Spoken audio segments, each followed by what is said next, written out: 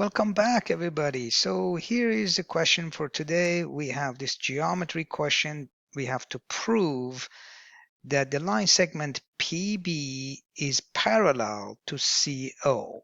So let me label that. So this is the line segment PB that we want to make sure that is parallel to the line segment CO. Now, to do this, I wrote down here just as a refresher, we need to show one of the properties of parallel lines, and there are three of them, three major ones. One is the alternate interior angles are equal to each other. This was the Z rule, if you remember that, if Z rule for simplicity. So Z rule is that this angle here is equal to that angle there, okay? So the next one is the corresponding angles have to be equal to each other. So in this case, in this diagram, angle B must be, you have to show that angle B must equal to angle C. And if that is the case, then we can say the line segment OC is parallel to PB. All right. And the last one is angles on the same side of a transversal add up to 180 degrees. That means that if you have a transversal, let's suppose, so if CO and BP are parallel, then let's say AC is the transversal, that means cutting through both lines.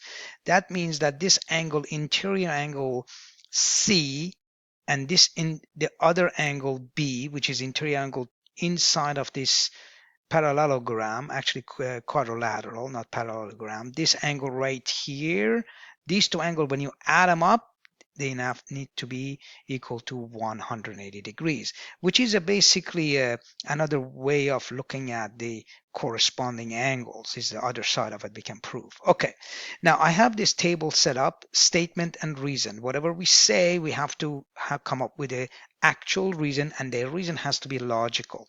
The first thing that you notice is that we can say that PBA, so the triangle, actually let's go with the first thing. So we know that PB must equal to PA, and the reasoning is that it is a smaller circle. PB and PA, there are the radii, and radii, that means radius in plural, they're equal to each other. So they're both radius of one circle, therefore they're equal to each other. And if that's the case, which we know that it is, then we know that triangle PAB is isosceles triangle. And the reason is definition of an isosceles triangle. Okay?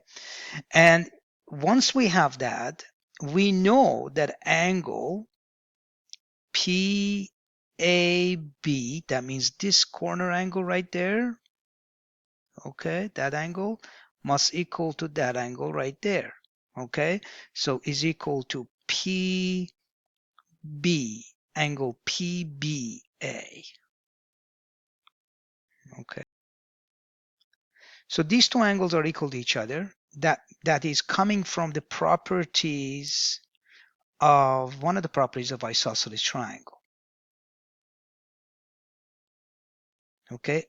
The other way of saying that is that angles opposite equal sides are equal to each other. Also, that is valid reason. All right, now that we have this, now let's look at, we want to look at the bigger, the big circle. In a big circle, so in the big circle, now it's a larger circle, the big circle now. Okay, so you know what is happening. AO must equal to, this is the line segment AO is equal to OC. Now, why is that? Well, they are both radius again. So radius of both are the radius of the larger circle. And if that's the case, we know that angle, again, A, actually let's write it perfectly, OAC must equal to angle OCA. That means now you're looking at angle A, that angle, okay, is equal to this angle. So these two angles, they're equal to each other. All right. So, and that is because, again, triangle OAC is isosceles triangle. It's an isosceles triangle. Okay.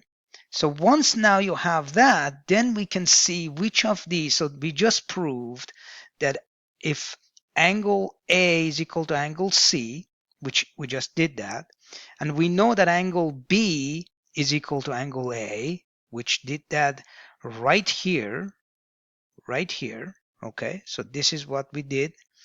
So if the angle B equal to angle A and angle A equal to angle C, angle B is equal to angle C. So therefore, so angle A is equal to angle C. Now what I did, I simplified it. I just wrote an angle A. So it means that the middle vertex, that's the angle, and which is equal to angle B, which I showed that up here. So which is equal to angle B, because angle A is equal to angle B.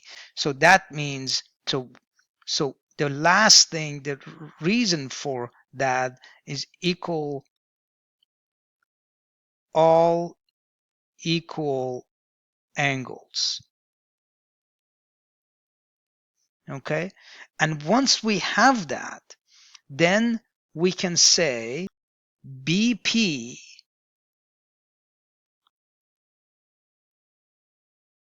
must be parallel to CO. Those two line segments must be parallel. And the reason is we found the corresponding angles, which is the definition, the property B up here. Okay, so this is the property that we're going to use. So therefore, by these corresponding